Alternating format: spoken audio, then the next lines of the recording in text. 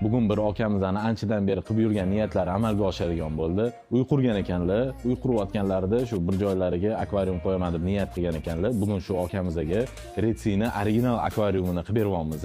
Bu akvariumni to'liq jihozlab, hamma kerak bo'ladigan moslamalarni qo'yib beramiz. Agar sizga akvarium temasi qiziq bo'ladigan bo'lsa, bizga obuna bo'ling va videoni oxirigacha ko'ring.